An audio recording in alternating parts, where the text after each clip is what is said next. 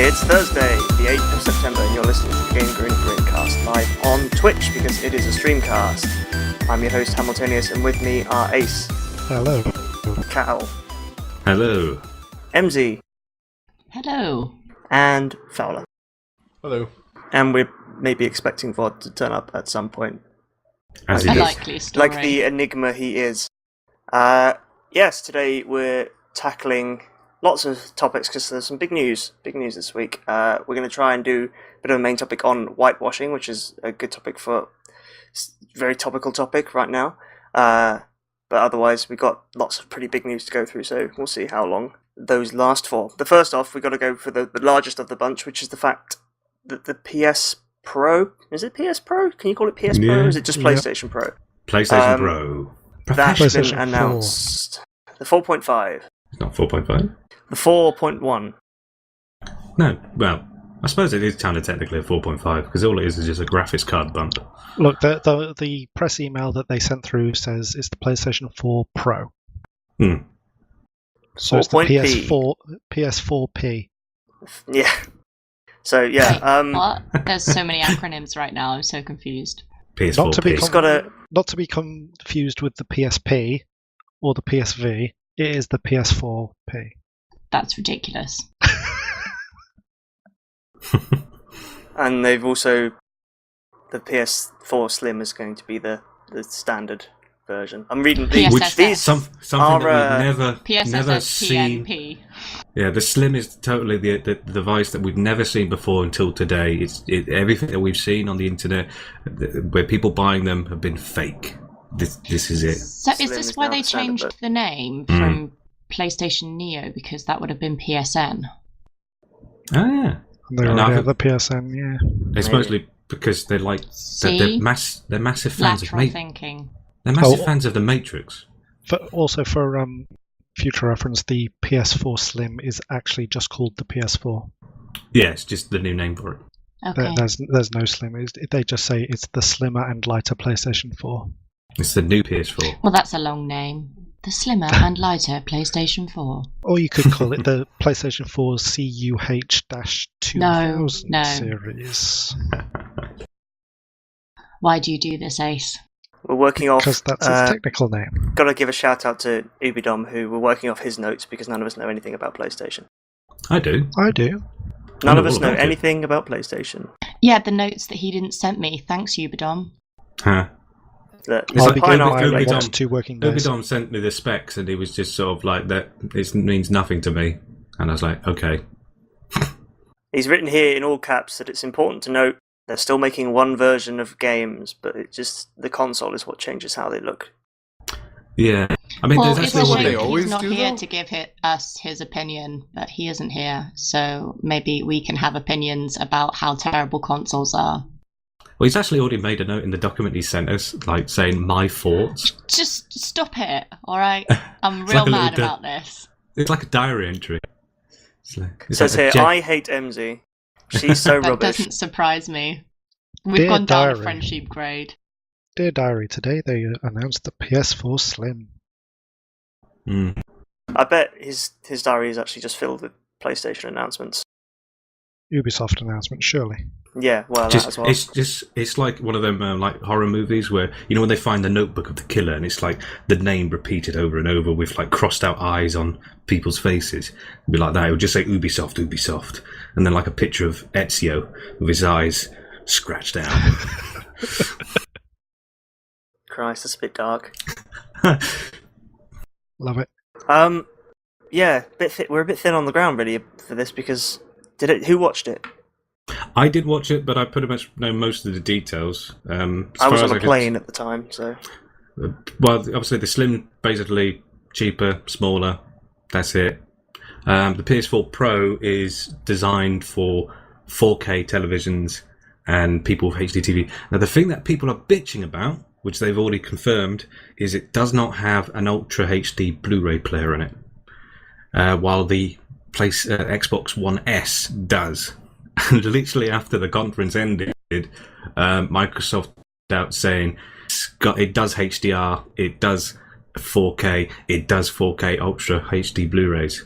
What's your, up yours, Sony. But Sony have basically said the reason why is we're focusing on games, and if you want 4K movies, we're partnered with Netflix and other streaming services like the PlayStation View for all that bollocks. So that means for the Netflix bit, because unless you're in the US, it's crap pretty much. Yeah, I know. And so that means if you have a powerful PlayStation internet. 4 subscription, you get a discount on their partner, the Netflix, surely. I doubt it. I think it just means that PS4 Netflix will have access to 4K for content. Yeah. Well, that's what they sort of suggested. Netflix. Well, apparently, according to Ubi, it was rather dull, and I probably would have agree with that. But they did show off Mass Effect Andromeda. They showed that off in 4K, and they showed off Horizon Dawn in 4K. All relatively exciting, I suppose. I suppose. I suppose. You sounded like super enthusiastic. Yeah, well, don't we always? The thing is, he sent me the specs, and I looked over the specs. So the specs are basically processor, RAM, hard drive, I assume, and pretty much all the internals are identical. The main difference is that the graphics card is the big thing. It's a 4.2 teraflops graphics card compared to the 1.8 that's in the PS4, and that's it. It's just a more powerful graphics card to do 4K. The current PS4s, Slim and the older ones, are going to get an update to support HDR, which is the high dynamic range thingamajig that everyone loves at the moment if you buy a 4K TV, because it makes colours and things more. It makes colours more vivid and without losing the darks, and it's all what, like highs? Basically a bunch of high def shit that most people don't really. People won't notice unless you put like two versions of the same film side by side at 4K and say that's HDR and that's normal. They'll be like, oh, okay, it's a bit brighter, it's a bit more colourful. That's it. They've also talked about a bunch of games that will get the Pro, will take advantage of the Pro performance, and then certain games that are already out which will sort of get upgraded. And then instantly everyone bitched about there being no Bloodborne, which I thought, yeah, Bloodborne should really be one of those games that would look well nice at 4K. But these are like games like Deus Ex, Tomb Raider, the one that's coming out on PS4, Call of Duty. I don't know why anyone cares about that. But what Alex said and what Ubiom said, the important thing is the games will still be identical. The only difference is, really, Bloodborne's amazing. So I'll just put in the chat that Bloodborne is shit for those who are only listening audibly. Yes, but certain games will be at 4K. So you'll have someone who's playing at 1080p, 60 FPS, and then you'll have someone who plays at 4K at 30 FPS. Or 60 FPS, depending on the developer's choice.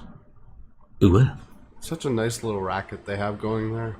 Yeah, oddly enough, I was talking to Ubidom afterwards. Like, we were just sort of messaging, and he was saying, like, I don't really see it as a competition to the Scorpio. It's more of an answer to the Xbox One S, which I think I kind of agree, because the Xbox One S is out now.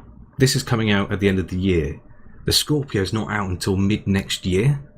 So what's stopping Sony to go, actually, here's the PlayStation 5 coming out in November 2017, and it's got like more powerful than the Scorpio. All I care about is how it's gonna make ordinary PS4s drop in price. It will massively make them drop in price. So I can buy one from Persona. That's another game that's terrible, I hear. Persona and Bloodborne. You can try your very best to get me raging about Persona, but I love Persona too much. I just ignore everything else says about it. I do like the fact that the price is like 350 quid, which is it's not that bad. You would think that they would increase the price. Everyone was thinking it's going to be about £500. Yeah, if the Slim's going to be 260 odd, what would you reckon a regular old PS4 will go down to 200? To get rid of stock, I would probably say around about 200, maybe 220 with bundles. Wicked, I can afford one. Or if you get a refurbished one, which are pretty good, like Amazon sell refurbs, they've been going for about 100, 190. See, that's not bad, but it's most still of the price of the games. Yeah, I know. Well, most of them come with a year warranty as well, the refurbs. Well, as I've mentioned many times right. before, I only really want a PS4 for like 3 games, so... Yeah, games are too expensive on PlayStation. Consoles in general. Yeah. That's the main problem. Oh, what made That's me why I laugh? don't buy them. What made me laugh about the whole reveal, like the Mass Effect Andromeda footage we saw, like the first thing the guy says in the intro is saying, if you don't watch this in 4K, you won't experience the amazing graphics. It's like, It wasn't just that. Like he the way he said it was like, yeah, if you're Right. not watching this in 4K, then go away Yeah, and it's come back really- when you are. Like, Yeah. oh, I'm sorry, I'm just gonna go away and spend £2,000 on a screen so I can watch this trailer. No, go away. yeah, it was 2,000 really, pounds plus another, what, 400 It was on the... so patronising. yeah, it was really pretentious and patronising. It's like, go away, come back, fool, until you buy a 4K TV. Well, you know, they are sent out there, basically, the line of sell some PS4 Pros. They might as well say, oh, come back when you've got a good enough internet, because I tried watching it in 4K and it kept fucking buffering. Well, we may as well move on to the Mass Effect sort of reveal. It's the first like proper section of gameplay we've seen, really. And being the resident, absolute massive Mass Effect fanatic here, I was a bit underwhelmed, to be honest. But I mean, Emsy and I have how already so? had an argument about this. Yes, we have, but we didn't. But Yeah. basically, because I believe that it looks quite a lot like Dragon Age Inquisition, which was a game that I didn't enjoy Game. as much as the original Dragon Age, and I don't think that its format would work very well when put in the Mass Effect universe. I'm See, yeah, I eye agree. rolling so hard right now. Yeah, I actually kind of agree with that. When I saw the footage, I thought, it's because, like, Dragon Age Inquisition's on the Frostbite, and this is also the first time we're seeing Mass Effect on the Frostbite, and they're sort of using similar design choices. But then again, there's a lot of stuff in Mass Effect that's influenced Dragon Age, like the speech system. Yeah, I mean, So the main. Well, yeah, it was they're made also by the same revealed today. company. I know. They take place in the same universe. Dude, That's the how- that- theory. yeah, that's the Them's theory. them's the theories. It's just Yeah. because characters in both series mentioned the Maker, don't they? Make a No, beat there's They do, other though. things too. Yeah, But, I know yeah. they do, but there's other Um, things. But yeah, it's also been revealed today that the two main characters of Mass Effect Andromeda will be brother and sister, Oh, So like Evie and Jacob Fry. In Just- or like Assassin's Creed Hawk and Syndicate. his sister in Dragon Age 2, or yeah, her, but or her Hawk brother. isn't his. Yeah, they're not sister and brother. Or do you? Oh, okay. You meant as in like Fem Hawk or normal Hawk. Yeah. Normal. That's a terrible thing for me to say. Yeah. Yeah, okay. Though they weren't really the main characters, though, in Dragon Age 2. They were just kind of offside people. I wonder if it will then depend. Do you think that the other secondary character will change depending on who you roll? That'd be cool. I wouldn't give them too much credit so far, but like Oh my god, you're making so many judgments just on, like, what, a 1-minute trailer? yeah, but there's a lot of inferences you can make. Like a lot of people are saying how the character looks. I mean, Commander Mr. Shepard, Generic. male generic- Shepard was still genericson. pretty generic looking, but like they're saying that the guy looks like too generic, and that people think because they're using the Frostbite and it looks too like generic.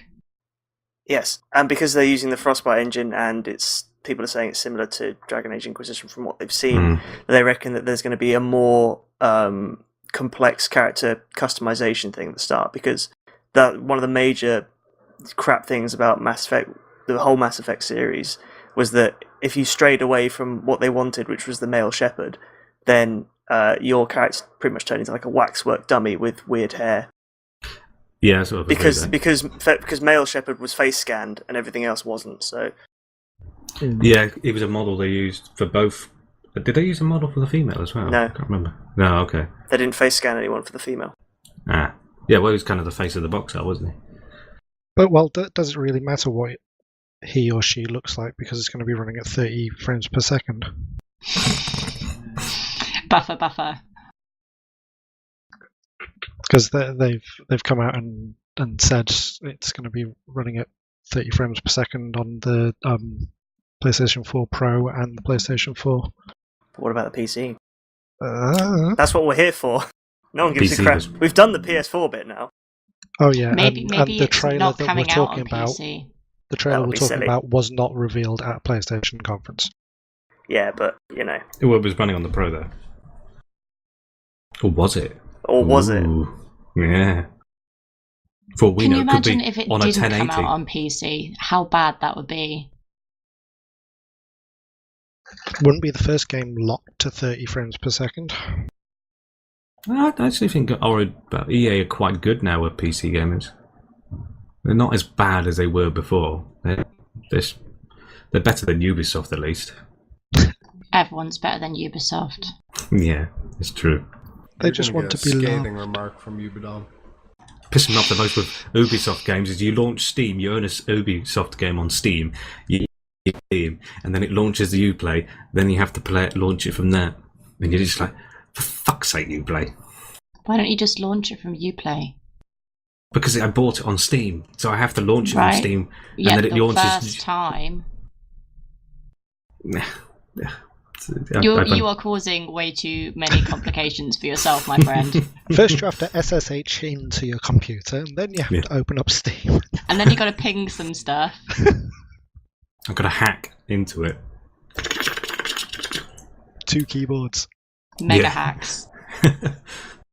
No, I think it looks good. I think the trailer looks good. I love Dragon Age Inquisition, and I also like Mass Effect. And unlike some, I'm not going to be put off the series just by an open world game. You know, like terrible, unloyal fans. Never said it put me off the Mass Effect series. I said I pushed through it. I never said I was talking about you. Yeah, alright. Well, I'm going to reserve judgment until I start Dragon Age Inquisition tomorrow. Yay! And Ace was never seen again, trapped in a drowning pool of side quests. You Just don't make have sure to you play leave the the side hinterland. quests. And fetch Not quests. everyone is obsessed with side quests as you are. They shouldn't make the icon so bloody just there. Alluring. Mm. Wow. You Giant honestly, exclamation mark. The I minimap pissed can't me off walk through was a map and see all these icons. Just go, oh no, I'll just ignore all these. Why Find a not? settlement. Ooh, If they something shiny. if they classified them, if there was like a shit icon for quests that don't really matter, then I could They ignore have a them. special icon for the main quests. They're green. Literally have not seen a green icon. Oh my god. I don't Have remember you the one either. started the main quest? Yes. Did you Wow. just get sidetracked from the very first mission? Oh, he's got textures on Mass Effect 1, so he's not playing Dragon Age now. He's back. Nah. He's playing this sexy version of Mass I'm Effect. playing sexy is Mass Effect 1. really nice, to be fair. Sexy effect. Exactly. Ass Effect. Oh god, here we go. Really? Mass was- erect. Ah. That would be my porno if I made a Mass Effect porno. Mass erect. Glad I killed that conversation. Yes, you did. It was the saying it like 3 times. That just It's made already it in worse. production. I'm just trying to advertise it. Oh, okay. Bit of subtle marketing. Exactly. Yeah, what else did we say we were going to talk about today? Oh yeah, angry vegetarians. Oh, you mean angry vegans? Or And vegans. Or pescatarians, or whatever else they're called. Yes, well, basically we put a news story up on GameGrin. I'll chuck the link in the description of the actual podcast when it goes, but on the fact that PETA has warned Farming Simulator 17, or has not warned it, but has said that they want it to be more realistic by showing, and I quote, the nightmarish reality endured by pigs at the abattoir, or change the game into vegan Farming Simulator 17 and let players just grow crops. To do anything else would be dishonest. Wow. And our In news- case anyone didn't realise, that's PETA as in the animal charity. Yeah, not- PETA. Not a Not a person bloke called called Peter. Peter Molyneux. Yeah. He's not got a Sounds lot. like He's something not you'd got a say. lot to do these days, so he's just emailing random developers and having a go at them. But yeah, we put a news story up on it, and it's been targeted by either trolls or PETA's social media people, or just very good vegans who are very good at searching for specific video game news, because we've had a number of comments of people on there just spamming us about how wrong it is to eat meat. You sure it's just not them telling us they're vegan? Actually, none of them actually say I'm vegan. Oh, right. Which is the strange thing. They must be bots. Yeah, how do you know that someone's a vegan? They'll tell you. I do like one of them, though. The username is Gen No Fur. Oh god. Yeah, I thought you meant as in you do like one of them, as in one vegan. There is one vegan in the world that you're a fan of. Like. No. Don't be silly. Of course. Look, let's just set the record straight here. Vegans are fine when they're not spamming random video game websites with things like if you're going to eat pig carcasses, then you should have to face the facts. Animals don't magically disappear when they're sold at auction. Every mouthful of animal flesh has a bloody story. Yeah, it's nice, isn't it? I get that, like, people that are upset by animal cruelty and stuff would think that there should be awareness, like, about that, but don't you think that should be happening in schools rather than kind of like on like video games that are barely going to reach anybody? But also, can you imagine the parental committees going after people for doing that? Can you imagine, like, if Farming Simulator had come out and they did have like just all the brutality happening to animals, would that then have had a different reaction? Would that have been praised, or would people have criticized it for being like just gratuitous violence against animals? You could argue that that's not something that you'd want to see because you are a vegetarian and wouldn't want to see that on your screen. Or would you say, oh yes, I'm glad that it's representative of how things are in reality? Like, I don't know, I find the whole topic an interesting one, but I just don't really think that Farming Simulator is the place to be having the discussion. Like, I mean, why not put it into Farmville on Facebook if you're going to go down that route? But the thing is, it'd have to be rated 18 for all that violence. Well, yeah. So people would be up in arms. Oh, my kid loves Farming Simulator, but he can't play it because it's 18. It's got all this in it. You should play Amnesia instead. Well, that's kids friendly, isn't it? Or Manhunt. I think Rasher in the comments, he nailed it on the head. Basically, that we don't like that. Just because it's a simulator doesn't mean every aspect of it has to educate or anything like that. Like, we're playing games for fun, for enjoyment. Unless you're like into slaughtering pigs, why would they put it in the game? Exactly. Like Rasher says, Battlefield, do we educate people that the countries who are attacking the war was started by someone else, forcing them to read all the politics? No. Do we, with Bioshock, make them sit in an oxygen tank for 2 days to avoid getting the bends? No. It's just because it's a simulation doesn't mean we need to put it in. They put things in that people are going to enjoy doing. I think it's wonderfully poetic that on an article where people are complaining about the slaughter of pigs, someone with the username Rasher comments. Yeah, didn't even think about that. I don't really care for PETA anyway. I out of all the charities that claim that they're supporting, like, they're against animal cruelty and they're supporting like animal rights and whatnot, I find PETA to be actually one of the cruelest organisations out there, because there's more damage than they do to save. They spend so much money in telling other people and other companies and suing companies and doing all this stuff, saying causing cruelty to animals.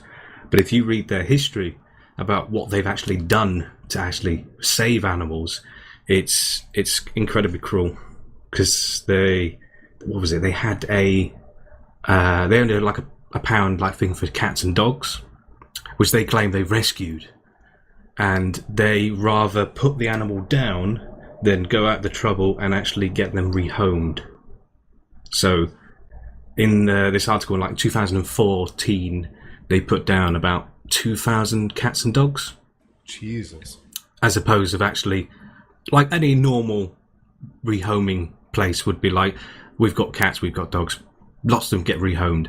PETA, though, put them down, put them out their misery. Then they're not suffering. Exactly. Can we have someone make a PETA simulator then? Yeah. I why totally misheard you then. What did it sound like? I thought you said, can someone please make a penis simulator? That too. No, There's we plenty already of know those. that's coming out already. Oh, We know MZ. Dirty thoughts sorry. coming out.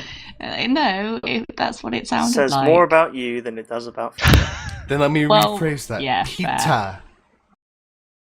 It was the Canadian accent, alright? I'm just terrible. Sure, okay.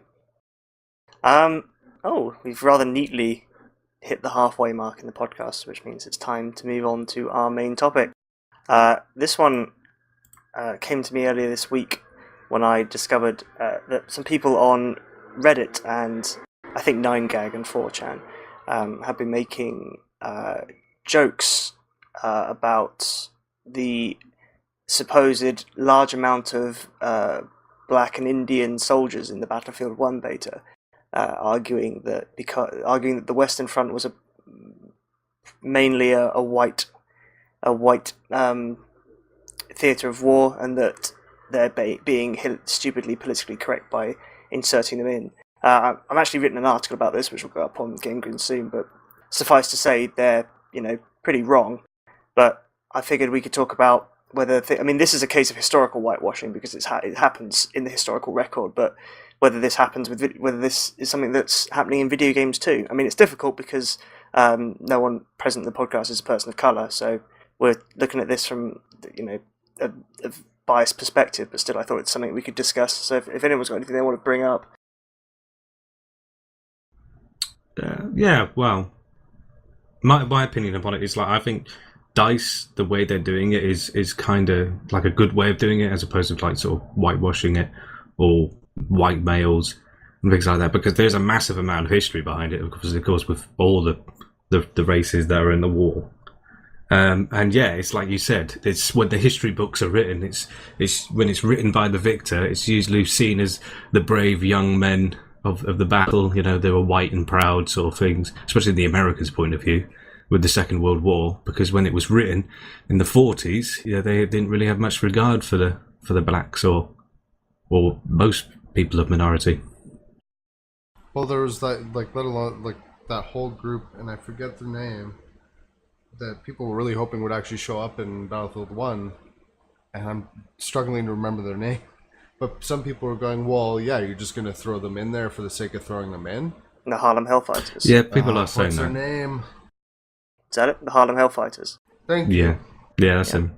Yeah, the Hellfighters, yeah. But it's a case of people, and it's a real shame, and it's something I mentioned in the article, that World War One has become a conflict. We don't have anyone who fought in there. Everyone who fought in that war has now died. So it's something that's now shrouded in history and myth and legend. And it's a war that sadly a lot of people don't really understand properly. In the Reddit thread where this image appeared, I said has now died, Ace, trying to be cheeky in the chat. In the Reddit thread where this appeared, people were saying that the Harlem Hellfighters are being disrespected because DICE are throwing black and Indian people in throughout the factions, saying that the Harlem Hellfighters they fought for liberty and freedom, which is like grossly wrong, because they volunteered to fight, but they weren't fighting the Nazis. They were fighting for a country that was deep in its Jim Crow era and was deeply segregated. In fact, the US military ended up loaning them to the French because they didn't want them to interact with US troops. So I mean, it's something that I think that racist. And DICE has actually another quick fact about that as well, that they asked the British High Command to not integrate their troops with the black American troops, because otherwise they get ideas. But anyway, it's an opportunity for DICE to really chuck some historical accuracy in there, and I think putting in something like a wiki or a tooltip to show people. Valiant Hearts did this really well. Every single level had a historical background to it. It's something they could put in. And I think it would give people a much better understanding of the conflict, and we wouldn't see things like this happening. The history, that most recent, that game was really impressive because it had so much information about it. Because fair enough, they kind of turned them into collectibles, but it was interesting to learn about the history as it was going across as you played through and going through the front lines, and it's still telling its own story, but it was also learning about the history behind it. And if DICE does, if they do that, then yeah, that's a perfect opportunity to not only give us a new, fresh title, Battlefield, but also shed some light on educate us. And educate us on a very dark past of ours. I mean, even if they just did it through the load-in screens, because sometimes you sit there for a while, and you get stupid little tips. Yeah, instead give us some actual history facts on what we're playing on with the map. Like, what's the history behind the area we're fighting in? It would be nice if they're like, because there's going to be so many weapons in the game, so many vehicles, so many tanks, so many types of factions in the game. It'd be nice, like, when you're customizing your loadout and you're picking a weapon, it gives you sort of an information about the weapon, or if you're looking at the tank, it tells you the history of the tank, or if you're playing as a British, it should maybe give you a bit of information, or like you said, the map as well tells you a bit of information about the map. This is based off, or this takes place in this map where this battle occurred, or something like this happened. Yeah, because I at least find myself in like other games where I'm at a loading screen. If they actually put stuff at the bottom, I tend to read it. So why the hell I know not? without a doubt that when the game comes out, when there's quite a few Battlefield channels that already do it, but there's like Level Cap and I think Jack Frags may do it. They sort of do like a history episode where Level Cap, for example, he would have a weapon setup that's used by the SAS or by like the French military, and this is the weapon that they use, and he configures it in a way that's how they would have it, and then he talks about the history of how powerful they became, what tactics they use, the setup they use is for anti-terrorism, for example. Yeah. Let's broaden this out a little bit to avoid talking about Battlefield 1 too much. Battlefield 1. Just sort of on a wider scope, do you think that the video game industry is overburdened with an abundance of white main characters, for example? Or parties or main characters and their secondary characters? Oh my god, Fod's going to be so upset that he's not here. I think it's changing nowadays. I mean, if you look at like Mafia 3, for example, that's looking quite good. Usually when there's something like that, there's a lot of controversy behind it, but there's been actually quite a lot of praise about it. Even when Ubidon wrote his article on it, he was saying it was very much upon like how it's tackling sort of racism in the 60s. He was a Vietnam vet. It's set right in the middle of in the 60s, and it's where a lot of racism was. So I think it's tackling it quite, not to the point where it's crazy bad, look how shit America was, look how racist America was, but it's sort of tackling sort of the scenarios that that black people had to deal with in those days. Yes, there is an overabundance of white male leads in video games. It sells. That's the answer. I think that. It's starting to change, but it has been the way for a long time, and I think if you have to ask the question, then you know what the answer is. Well, Cal said that there wasn't much controversy when Mafia 3 came out, but there was quite a lot of controversy. People were like, gangsters can't be black. Mafiosos can't be black. Like, the Mafia are Italian, stop putting black characters into white organisations, things like that.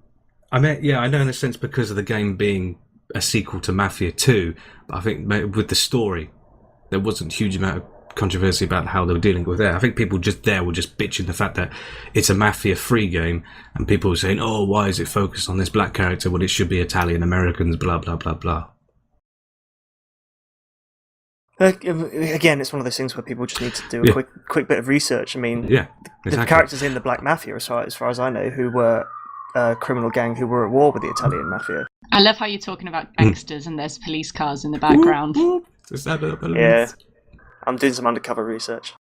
I tell you what, though, Vod's going to love me this, but most recently, the game that's shown a hell of a lot of diversity is Rainbow Six Siege. Yes. I've got to give credit to that, because you've got characters from all different countries, different ethnicities, and they've got female and male. It's incredibly diverse. They're not reduced to stereotypes either. And they're not stereotypes, no, not at all. They've all got skills. They're all pretty tough and badass. Like one of the chicks in the game alone. One of the women alone. Wow. Just ruined it there, didn't I? Oh my God, Cal. Well, don't worry about that, Cal. It's the alcohol talking. But anyway, one of the women in it alone is like covered in tattoos, like showing off her muscle. She's a pretty badass character in the game. She's not reduced to this, people thinking, she's cladded, sort of skimpy outfit. It's nothing like that at all. Each of the characters in Siege are pretty strong as standalone characters. You could take it one step further for a game like Rust, where they just kind of like went boom, random genders for everyone. Oh yeah, like, that's randomized. pretty cool. Who's got the bigger dick, essentially, or bigger boobs? Oh my God! Stop drinking. Jesus. Guys, is this what I usually sound like? Yes. Oh, okay. I think the problem is with a lot of games that don't allow character customization. For example, if we take games like XCOM, which that game randomly generates characters, so you tend to get quite a wide variety of people. And also there is another one of those things where the female characters don't have skimpy armor or bikini armor. They actually just have the same armor as the guys in it, which is something you shouldn't really have to praise a game for. But there you go. But scripted games where you have a persistent main character, you don't see. I mean, the one that sticks out to me is The Walking Dead, where you have a prominent main character who that is written for you to empathise with. I can't think of any other games where you play a main character who's black, apart from obviously Mafia 3, which we've spoken about. GTA San Andreas. Oh, there you go. Yeah, good one. And that was quite good for that because it was very much within the sort of gangster 90s sort of hip-hop rap time, where there was a fair amount like police brutality against everything. And Samuel Jackson was in it as well. Just throwing it out there, but one of the main characters in Dreamfall chapters isn't white, and then the other main character is a woman. So just saying. Isn't there a transsexual character in that game as well? Or am I thinking of something? No, it's Dragon Age. You'd have to play it to find out. Oh, do I know? But yes, there's a transsexual character in Dragon Age. Yes, it's Dragon Age I was thinking of.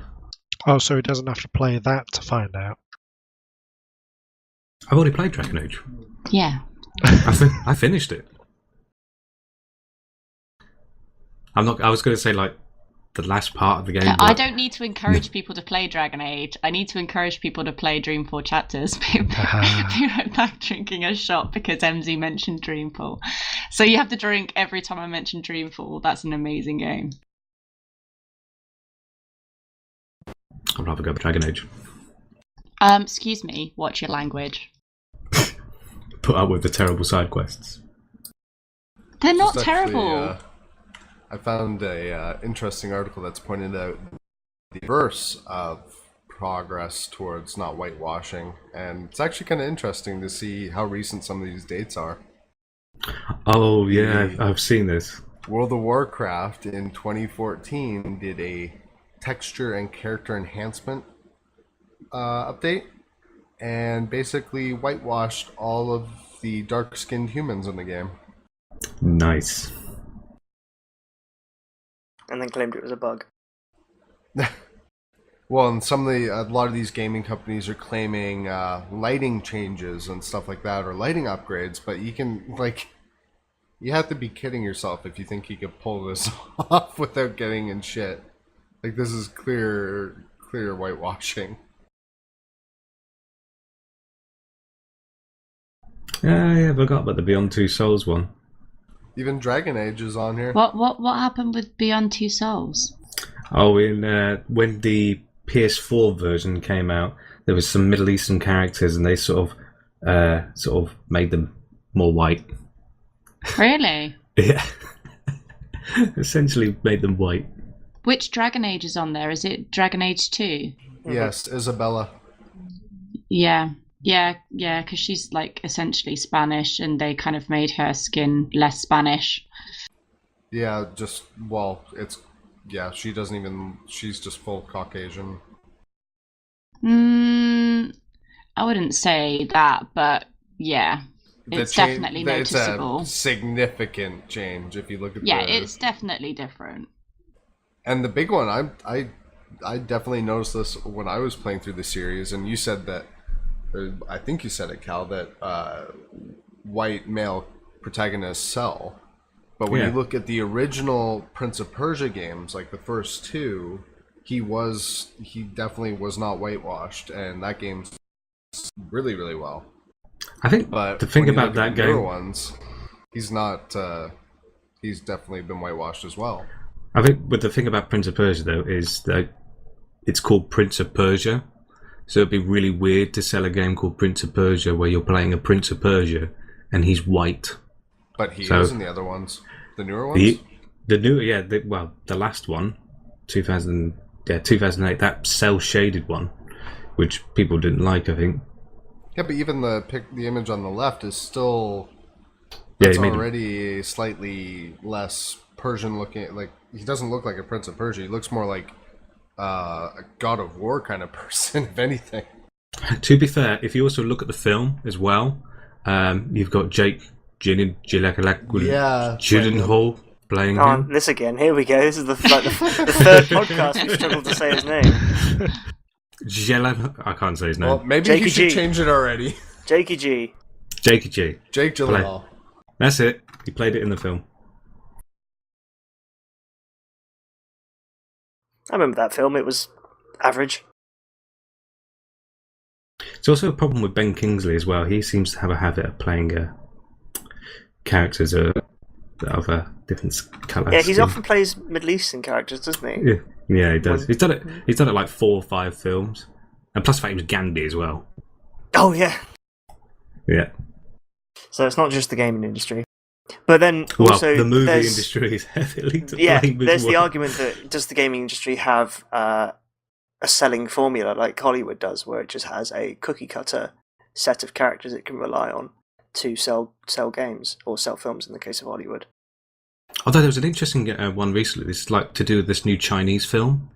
It's to do with the Great Wall of China. It's like some big fantasy movie, but it's made in China. It's financed by Chinese film industry. It's directed by a big Chinese director, but it stars Matt Damon. Yeah, and the bit like Ghost in the Shell then.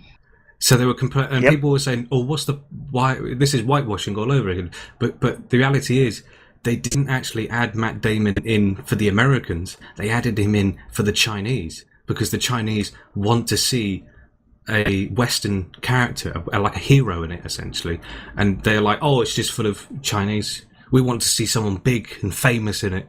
Oh, okay, we'll get Matt Damon." Yeah, isn't it like the most expensive Chinese film ever made or something? I think it's definitely looking like it. It looks all right. It's pretty CGI heavy. Yeah, it's got the guy from Game of Thrones in it as well. I can't remember his name. That's actually a good point. If all of your stars are Chinese, you're going to want some diversity. Yeah. It's like if you're Chinese and you go to America, you're not going to want Chinese food. You're going to want American food. That's true. Yeah.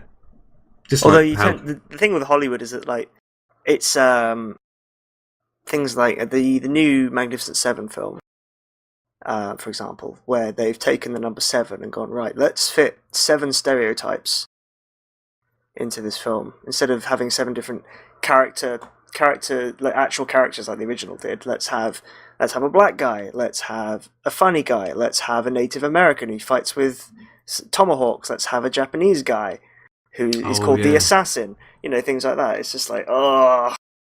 There's a woman as well there, as well. Someone. Yeah. But there you go. And the same with 49 or 47 Ronin, that was that's based off a very famous Japanese legend, and they cast Keanu Reeves as the main character.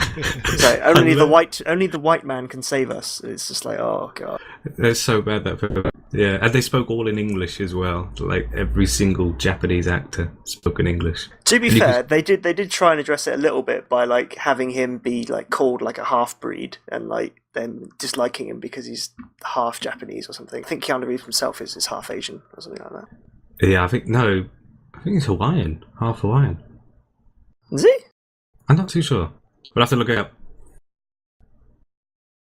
And if you find the answer, you have to go, whoa.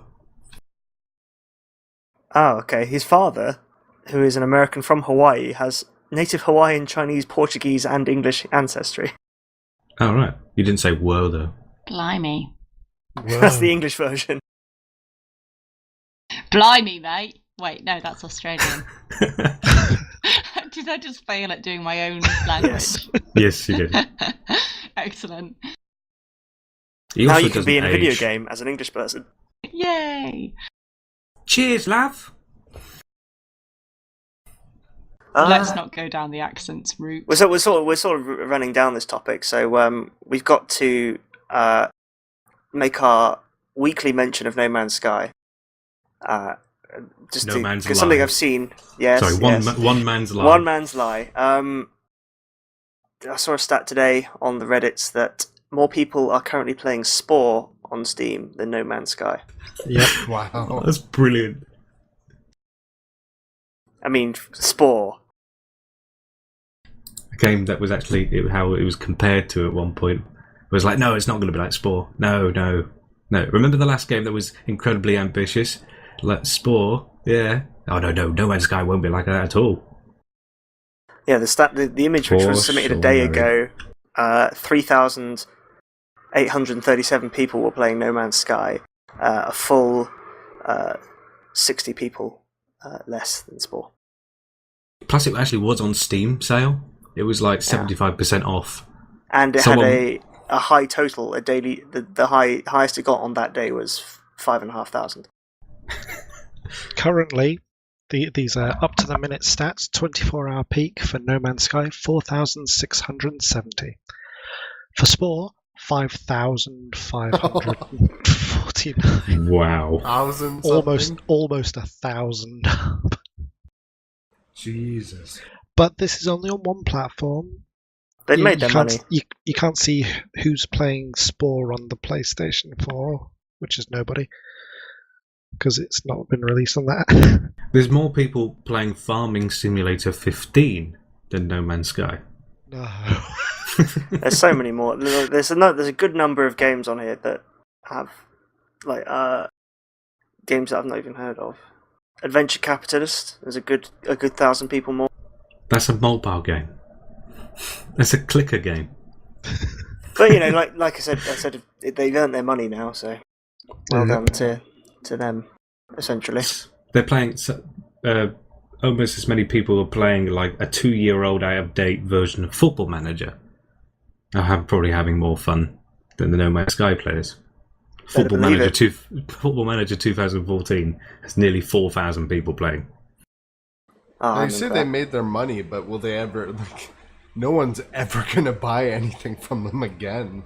No, they've ruined their reputation. So, in a sense, yes, they've gotten their money, but then there's the refunds have been going on.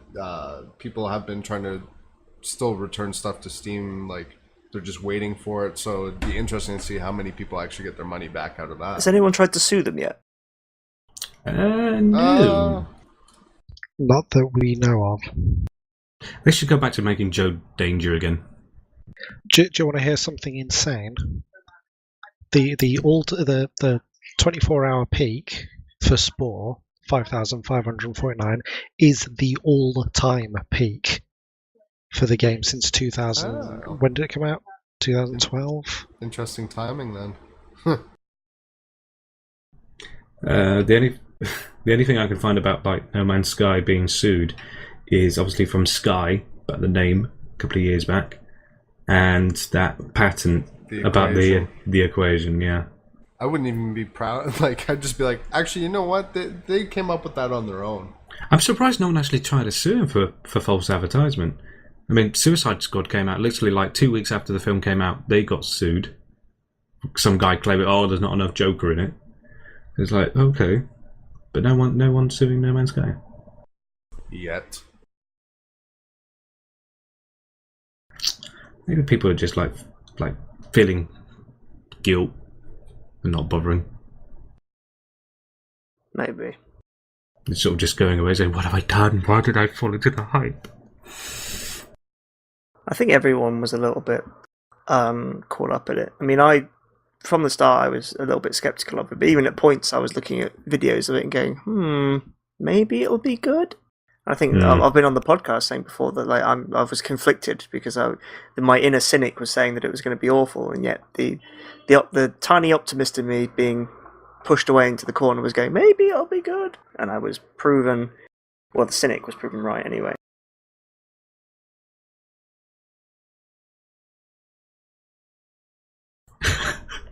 So everyone just watches a YouTube link that Fowler's posted into the chat. We've got a good 9 minutes left of the cast. So if there's anything anyone wants to talk about, I mean, I just want to quickly just say how incredible Mass Effect 1 is when they update the textures. How about the fact that Project High Rise is out today? There you go. Oh yeah. Well, hey. And I think I will be buying it. Huzzah. Well done to those guys. They were nice guys. Anyone else got anything they want to fill up the last 8 minutes now? Ace, no? Sombra is still not out. Yeah, no Sombra. Are you still playing World of Warcraft, Fowler? Nope, I stopped about a day after the expansion came out. What? Are you serious? Yeah, I wanted to put a revolver in my mouth. It's the best expansion ever. That's still the same thing. No, it's like so different from all the other expansions. It's really, really good. You sound like a No Man's Sky apologist. Yeah. No Man's Sky is awful. World of Warcraft is so good. It's not that it's awful. It's just that I played through it. The reason I quit was I was just tired of doing the same thing over and over. Like, it just feels the same. And it was no different with Legion. There are some things, the story is different. It's so different. I found it so much better than Warlords of Draenor. Like, the way that they've done it with the scaling levels across the board, I think that's amazing. I think that it makes you pay attention to the story as well. I cannot say enough good things about Legion. It still plays the same, though. Like, even with this scaling level thing, because it's the same game. I know, that's what I'm saying. That's why I stopped playing. What the fuck, dude? What did you expect, Fowler? I was hoping for, like, something new. It was like, I hope I'm going to jump into this and it's going to be exactly like Black Desert was before they screwed it up. Is that your Fowler voice? It's not very accurate. No. Well, I couldn't even do my own voice earlier. So let's, just remember that. I really want to see you attempt a Canadian accent now, MZ. A boot. I thought it was French. A boot, wee wee. Oh dear. What? It's the best part of the podcast when MZ does her accents. They're still better than yours, Alex. Yeah, alright. Yep. Whatever you want to believe. But no, World of Warcraft is really good. I hit 110 today. Max level, yo. Ooh. Yeah. Oh, okay. It's good. I've actually just found some news that might interest people. For Rocket League fans. Rocket League. Cheer up, MZ. The Rumble update has just come out for PC. Well, for all platforms, I believe. But it's also now releasing the SteamOS and Mac beta versions of the game. So it wasn't out for Mac. So if you are fool enough to actually attempt playing your games on a Mac, you can now play Rocket League. And if you decided to use Steam's good effort attempt at doing an OS, you can play it on that.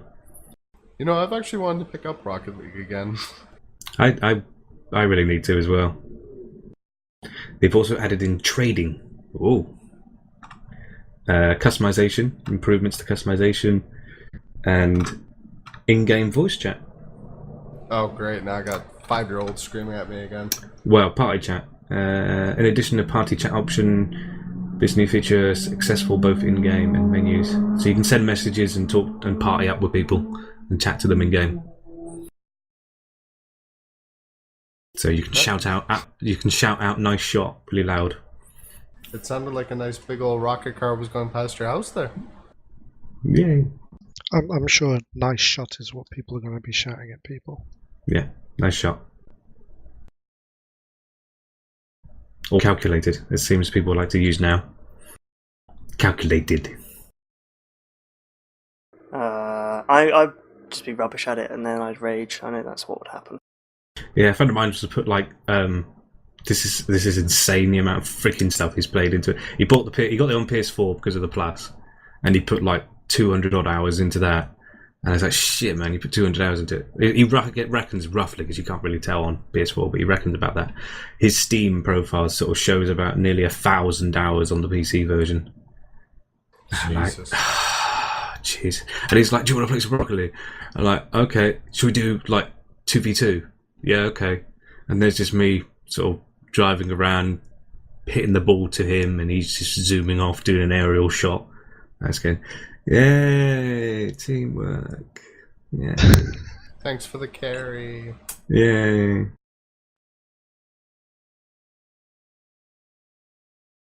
Hey ho. And anyone else got anything to say? 3 minutes? Or are we going to wrap it up? The Fallout 4 Season Pass was is not worth the current price. It was worth what I paid for it before the £15 price hike. Cool, thanks for that retrospective bit of information. Did you pay for it when the price went up? I paid for I bought it a few days before it went up, back in March. And, that's not too bad then. And if you're looking at getting it now, then it's probably not going to be worth it unless it goes down in price. I'm just going to wait for the Game of the Year edition and then wait till it goes on Steam sale. We just wait for Black Friday and Cyber Monday, and then holiday sale. So no one's going to buy any games until November now. That's true. Oh, the Humble Store started its summer sale today. Ooh. What? It's September. Yeah, and it already had a summer sale.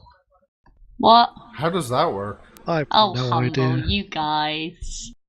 There's a really good one they've got at the moment, the Game Maker one. That's like worth like it's a great bundle. Nearly £1,000 worth of stuff for like 15 quid. Oh, but Tropico for free Steam key on the Humble Store for the next day and 20 hours. Ooh. So Yeah. make sure you get that. Just posted the link into the chat, so sorry everyone listening to it on a device. Now everyone's going to redeem that. Yep. Ooh, build your own 2K bundle.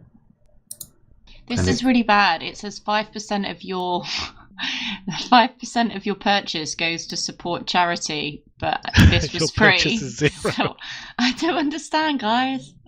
You cannot gift a giveaway item. Oh. Stop hoarding things to gift people, MZ. You have to. I don't. And pretend that you this like them by gifting them No. from the hundreds of games you've got stored away in your Steam library. Right. I use these for the competition, alright? Yeah, alright. The extravaganza. And I've never gifted you a gift that was free, have I? Gift me anything. Right. So there you go. Calm down. If you do get the Tropico 4 Steam key, it has to be redeemed by the 17th. There's a great big warning on there. I mean, the sales aren't even that bad. Like, I'm scrolling through here, and they're actually, like, they're pretty good. Activision's is still terrible. I'm just looking over Activision. They're all 50% off, but the games are still all like £15. Or Call of Duty is like £20 still. I've said it before, and I'll keep saying it. I will never pay more than like £3 for a Call of Duty, which means I'll never play Call of Duty because they never go under £7. Yeah. It's true. Dankest Dungeon's on sale, which is nice. Oh, I've already got it. Wow, Dankest Dungeon. Yeah. Oh no, Tropico 4. Darkest Dungeons, 40% Dankest off. Dungeon. Yeah, Dankest Dungeon. Is that the meme version? It's the Twitch name for it. Uh, Yeah. If you kind of look at the text, the way the text is on the R, it sort of it looks like an N. Dankest Dungeon. I'd play one with memes in it. Just putting that out there. Ooh, Dreamfall Chapters is £12 on the Humble Store. Fallout 4's 20 quid, which is not bad. Get Dreamfall Chapters. So, essentially, Humble, can you sponsor us, please? Essentially, Humble should do their sales over Steam sales. These are actually interesting games for a good price. The Ghostbusters, the video game, is £3.50. That's the good What one. a purchase. Oh, my bad. Sorry, that is the good one. Buy it. Not the new one. Not the new Right. Oh one. my god. While everyone disappears to buy games from Humble, I think we'll end the podcast there. So thanks to everyone for joining me at this pod. Thanks to Ace, Cal, MZ, and Fowler, and Vod, who didn't turn up, so no thanks to you, Vod. We gave him a pretty bad character assassination, so I think that's payment. If you want to get in touch with the GrinCast, you can find us on Twitter at GrinCast, and you can find GameGrin on Twitter at GameGrin. You can also find GameGrin on Facebook and YouTube. Remember to search GameGrin, and you can also find the GrinCast on GameGrin's YouTube channel, where we upload the podcast every Friday or so, whenever we get the time. Remember to check out the GameGrin website for news, articles, reviews, and previews written by us and the rest of the lovely staff. And also remember to check out Game On magazine, which does lots of magazines for various specific games, and a film and television mag. I think that's about it. Remember, we're on iTunes as well if you want to subscribe to us there. We'll be back next week. I won't be here, but I'm sure Cal will be stepping up to the plate and doing a far better job than me. But until It'll then... be good. Exactly, it'll be much better than this. But until then, game on.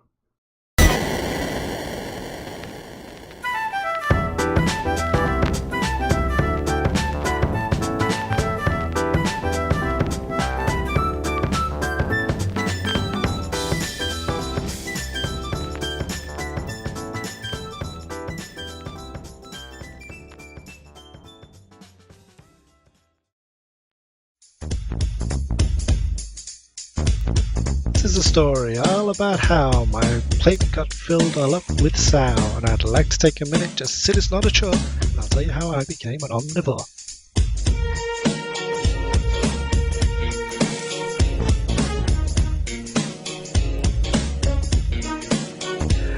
In the country in which I was raised, I ate burgers, ground beef patties, chilled and cooked up on the barbecue. Heck, we often threw on sausages too.